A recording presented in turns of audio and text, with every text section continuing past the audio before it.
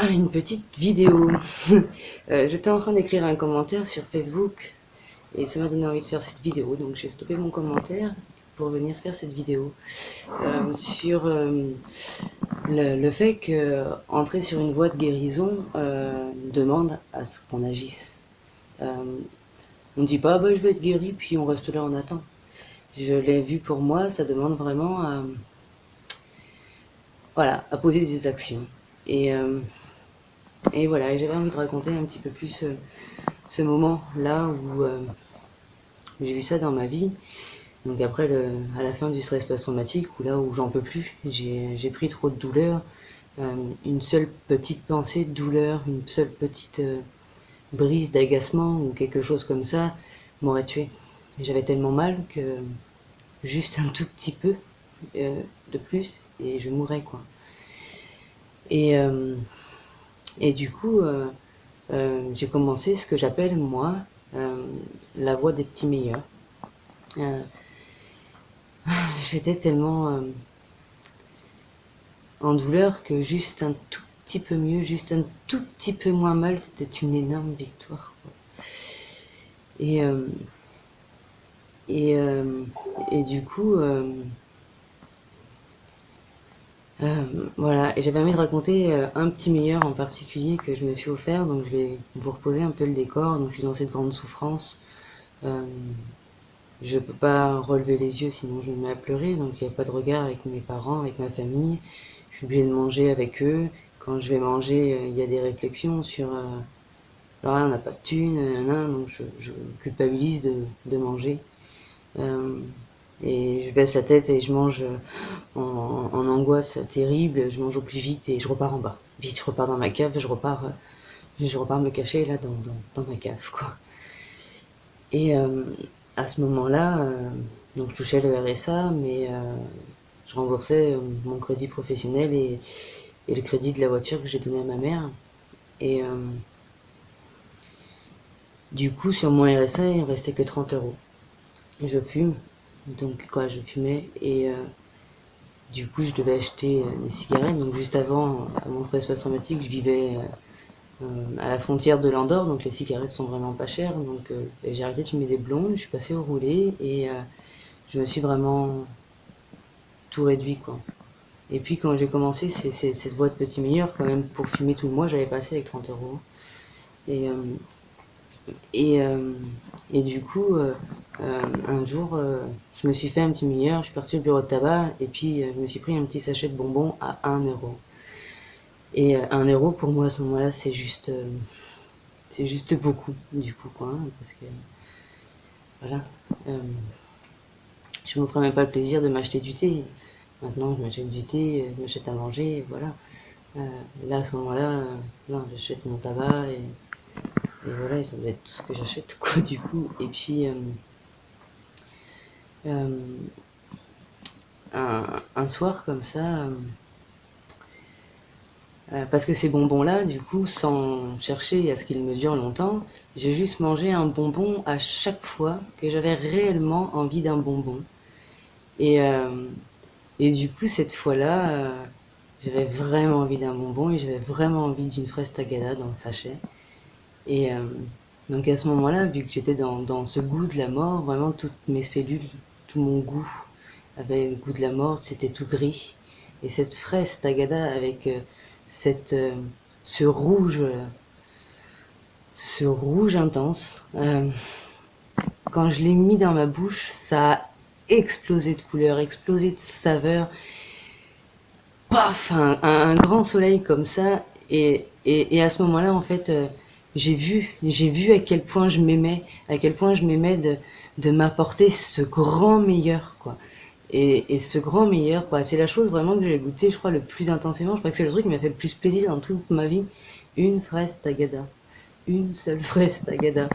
Et les gens rigolent beaucoup de cette histoire, mais elle m'est vraiment précieuse. Et du coup, voilà, après ce stress post-traumatique, donc je suis dans un état où vraiment, je suis perdu, quoi, hein, vraiment. Et, Et un soir, comme ça, je regarde cette chambre, cette pièce. Alors là, elle est un petit peu aménagée. Je veux dire, j'ai une bouilloire, voilà, j'ai ma vaisselle. Avant, tout était en carton, donc c'était vraiment glauque, quoi. C'était vraiment très glauque. C'était pas. Là, il y a pas longtemps, je l'appelais, voilà, quoi, j'appelle mon appart. C'est limité un appart maintenant pour moi. Avant, c'était ma cave. Ma cave, quoi. Ça veut tout dire. Et, euh, et un soir, comme ça, j'ai regardé cet espace sombre, là. Et, euh, et je me suis dit, Angèle, là, si toi tu t'aides pas, si toi tu te sors pas de là, il y a personne qui va venir t'aider. Personne. Ma mère savait que j'allais mal. Euh, elle est, je comprends tout à fait, elle est dure, c'est pas facile de lui montrer ses émotions, je suis bien d'accord. Et elle a pas su, ne serait-ce que me mettre une main sur l'épaule à des moments, quoi. Et bref, c'est ok. Genre, je comprends. Je comprends, je pardonne, je câline même. Je câline ça. Et donc à ce moment-là, et puis de toute façon c'est important, j'ai été destinée à faire les choses par moi-même, quoi. Et puis de toute façon j'ai ce boudeur en moi qui est juste tellement énorme que c'est catégorique. En fait, je refuse qu'on m'aide et plus on essaie de m'aider et plus ce boudeur est fort et à chaque fois c'est pareil. Voilà, c'est quand je suis toute seule que je fais les choses. Donc voilà. Euh, c'est comme ça. Et du coup, là, je me suis dit, là, Angèle, voilà, faut que tu sois là pour toi. J'ai compris à ce moment-là que si moi j'étais là pour moi, alors je risquais plus rien. Parce que moi, je suis toujours avec moi-même. Donc si je peux compter sur moi, ben, dans tous les moments, ben, je suis avec moi de toute façon. Donc si je peux compter sur moi, c'est bon. Je vais pouvoir me mettre en sécurité ou quoi que ce soit si j'ai besoin, quoi. Je dis même aux toilettes, je suis avec moi-même, quoi. S'il m'arrive quelque chose où je sais pas, quoi, voilà, je peux être là pour moi. Les gens, ils peuvent partir parce qu'ils meurent, ils peuvent partir avec une autre personne, ils peuvent nous quitter, ils peuvent nous abandonner, ils peuvent je sais pas quoi, de plein de façons, et il y a que moi qui va rester avec moi jusqu'au bout, quoi. Donc du coup, autant que je puisse compter sur moi. Et quand je sors du stress post-traumatique, je suis vraiment très très affaiblie. Euh, et je réapprends en fait à faire les choses.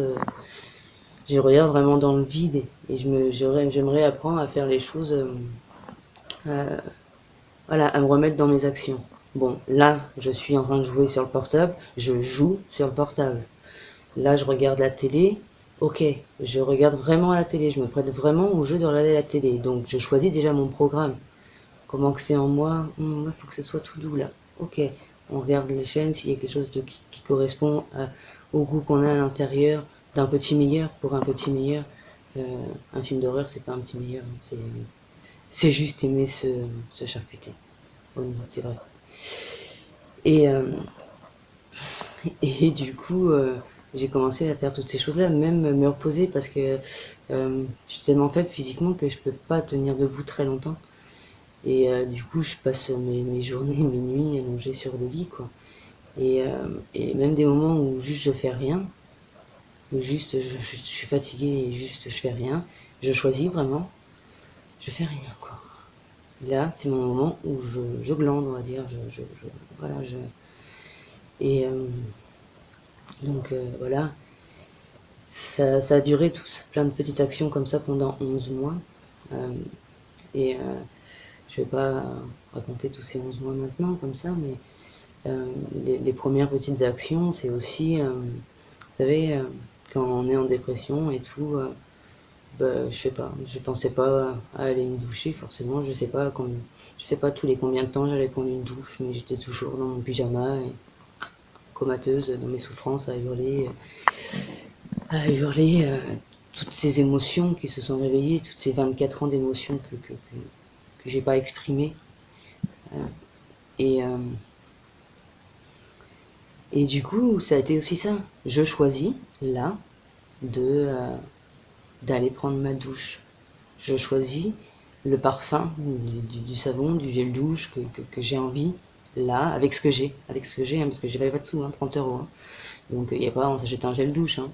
Euh, et on prend avec ce qu'il y a, même les vêtements. Bon là, je choisis vraiment ce qui me fait plaisir dans tout ça, dans ça là. Qu'est-ce qui me fait le plus plaisir aujourd'hui, quoi, dans cet instant. Ah ben là, je suis dans un instant douceur, moelleux. Bon ben je mets des fringues en polaire. Euh, ah, là, j'ai envie de me sentir belle ou je sais pas quoi, me venir un peu plus en ville, je sais pas. Et puis, euh, et puis voilà, et ces petites actions, en fait, elles ont un pouvoir énorme. Il faut savoir que l'action a beaucoup plus de pouvoir que la parole, qui a beaucoup plus de pouvoir que la pensée. C'est-à-dire, vous pouvez, avoir toute une journée de pensées négatives et faire une action, mais la faire réellement. Faire une action pour un meilleur, pour un petit meilleur, pour vous.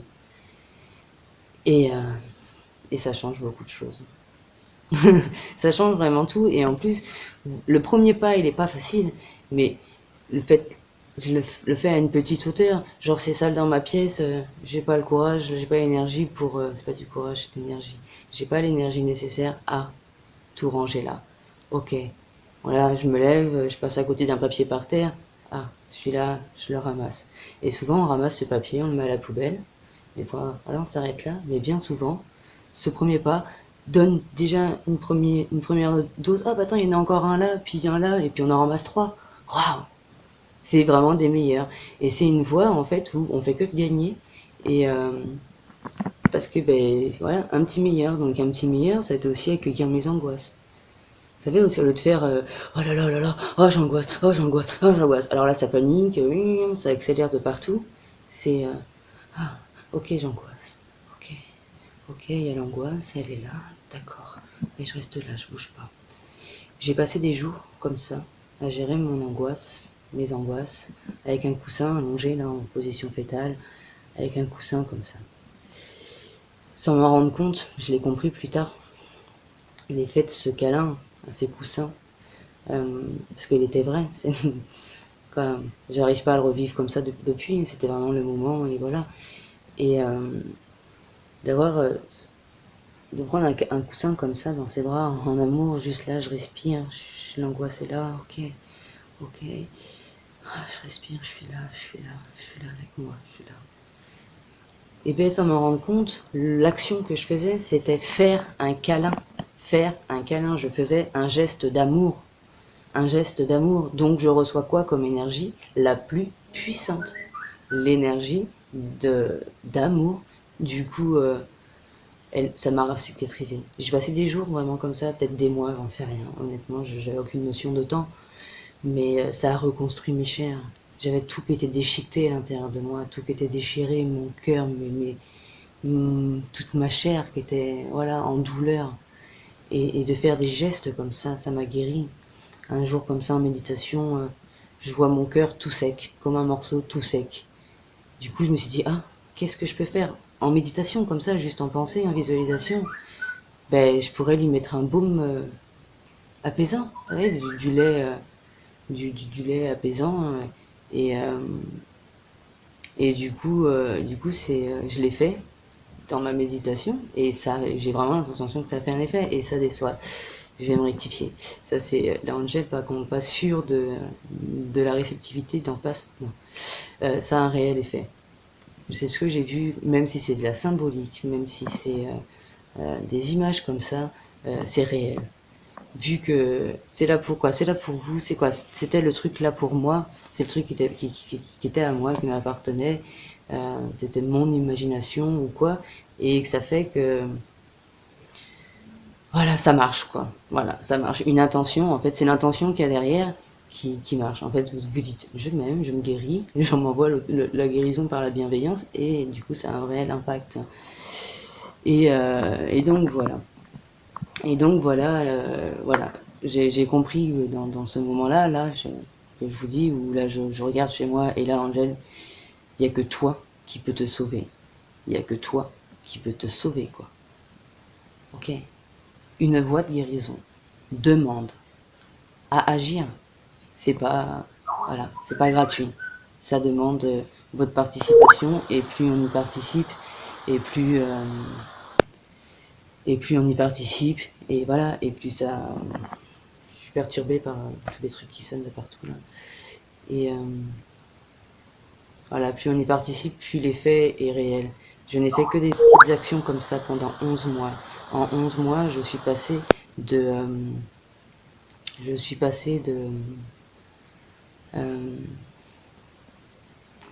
Cette phobie des gens, cette phobie de sortir de chez moi à je pars sur les routes en sac à dos avec 200 € en poche et, euh, et je crois en la vie et je vais rencontrer les gens, je veux rencontrer, partager mon histoire, quoi, qu'ils me partagent la leur, je veux les découvrir, je veux me découvrir à travers eux et auprès d'eux. Et je sais que ça marche. Et quand j'ai regardé ça, le compteur était à 15h15, 15 minutes 15. Et je sais pas la signification, mais voilà. Et je sais que ça marche. Et pour moi, en tout cas, ça c'est toujours. J'ai toujours eu un résultat réel au bout de 3 jours. Je sens vraiment un meilleur au bout de 3 jours. C'est souvent un truc clé pour moi. Donc je sais pas si c'est pour tout le monde pareil, mais 3 jours de petites actions comme ça, il y avait vraiment un effet. Euh, voilà, il y a vraiment des effets. Ça marche, quoi, voilà, ça marche et voilà, je vous propose que d'essayer si vous en avez envie ou d'attendre que le moment se dessine pour vous naturellement. Et ça serait aussi très bien aussi comme ça. Et voilà. Et voilà. Bonne voie des petits meilleurs, bonne voie de guérison par ces petites étapes-là. Et voilà, je vous remercie.